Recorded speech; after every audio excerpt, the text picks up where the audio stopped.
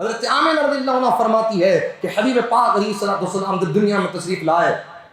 ایسی شان کے ساتھ آئے کہ حبیب روتے ہوئے نہیں، آہو بکا کرتے ہوئے نہیں، بلکہ سرکار دنیا کے تمام روتے ہوئے کو ہنساتے ہوئے پیدا ہوئے۔ حبیب پاک نے جب قدم مبارک زمین پر رکھا، زبان پر اللہ سبحانہ و تعالیٰ کی وحدانیت کا اعلان کیا، اشہد ان لا الہ الا اللہ و انی رسول اللہ، اور سجدہ ریز ہو کر نبی پاک علیہ الصلوۃ والسلام نے اپنی مقدس جبین کو، اپنی پیشانی کو مالک حقیقی اور مسجود تحقیقی کے سامنے جھکا دیا، سجدہ کیا اللہ کی بارگاہ میں۔ نبی پاک علیہ الصلوۃ والسلام کے قلب مقدس میں اس وقت سب سے پہلے جس کا خیال آیا، اور لب مبارک جب حرکت کیے تو زبان پر جو دعا تھی، زبان پر جو کلمات تھے، شہزادی سید کائنات کے لیے نہیں، وہ حسین کریمین کے لیے نہیں، وہ حضرت عبداللہ حضرت آمنہ رضی اللہ عنہ کے لیے نہیں، وہ اپنے عزیز و اقریبا کے لیے نہیں، سب سے پہلے قلب مصطفیٰ میں جس کا خیال آیا وہ امت کا خیال تھا۔ زبان مصطفیٰ جب حرکت کی، دعا جس کے لیے نکلی وہ امت کے لیے تھی۔ حبیب پاک علیہ الصلوۃ والسلام نے اس وقت امت کا خیال کیا اور اللہ کی بارگاہ میں عرض کیا کہ مالک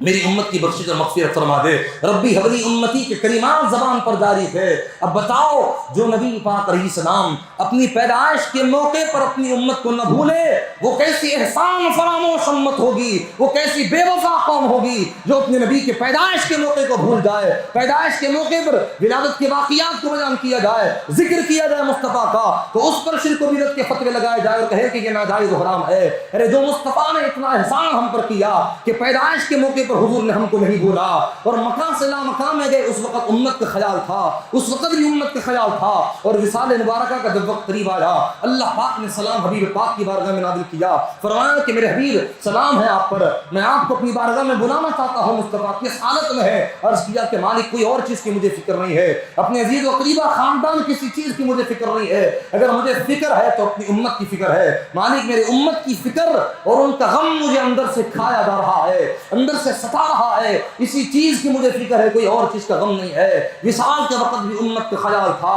اور صرف یہی نہیں، حضرت عبداللہ بن عمر رضی اللہ عنہ فرماتے ہیں نبی پاک علیہ الصلوۃ والسلام کو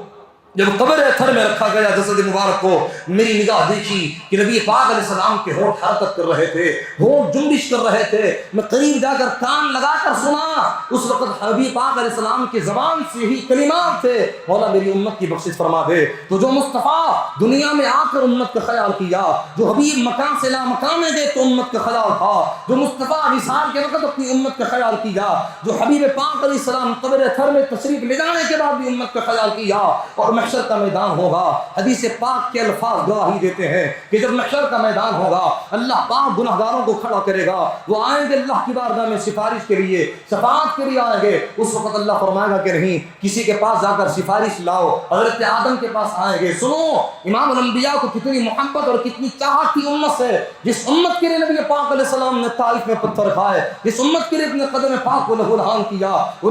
امت اپنے نبی پاک علیہ السلام کے ذکر کرنے کے بارے میں سوچتی ہے، محفل میلاد کا اہتمام کر کے سرکار کی عظمتوں کو بیان کرنے کے بارے میں سوچتی ہے۔ بتاؤ اگر ہم نے ایسا کیا تو ہم سے بڑھ کر اور احسان فراموش کون ہو گئے؟ محشر کے میدان میں کیا حال ہوگا پتہ ہے؟ سارے انبیاء کے پاس گنہگار جائیں گے، ہر نبی کے پاس یہی جواب آئے گا، نہیں آج میں تمہارا والد تو ضرور ہوں، حضرت آدم کہیں گے، لیکن میں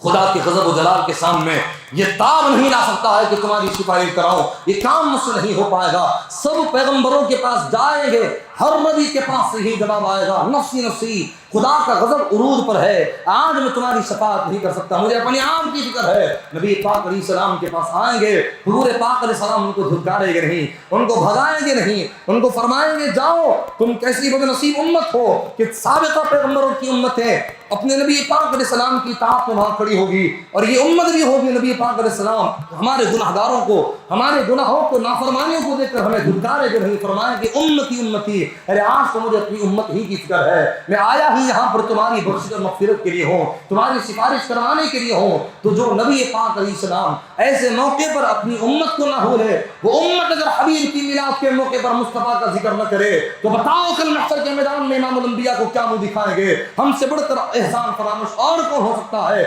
ظالموں کا کلمہ پڑھانے کا احسان بھی بھول گئے۔ حبیب پاک علیہ السلام کی برکت ہی سے اللہ نے ایمان دیا، قرآن دیا، تو قرآن کو لیں گے لیکن صاحب قرآن کو چھوڑ دیں گے تو یہ کہاں کا انصاف ہے؟ ایمان ملا لیکن جس کے ذریعے سے ایمان ملا اس ذریعے کو ترک کریں گے تو کیسے؟ کہ کتنی حیرت اور تعجب کی بات ہے، ہم ایمان بھی لیتے ہیں لیکن ایمان جس راستے سے ملا ہے وہ راستے کو ہم چھوڑنے والے نہیں۔ ہم نے قرآن کو لیا لیکن قرآن جس مصطفیٰ کے صدقے میں ملا ہے وہ مصطفیٰ کو فراموش کرنے والے نہیں ہے۔ زندہ قوم کی پہچان یہ ہے کہ وہ اپنے نبی کے ساتھ وفاداری کرتی ہے۔ اس قوم کے زوال کے دن وہیں سے شروع ہو جاتے ہیں جو اپنے نبی پاک علیہ السلام کے تذکرے کو چھوڑ دیتی ہے، حبیب پاک علیہ السلام کی تعلیمات کو چھوڑ دیتی ہے۔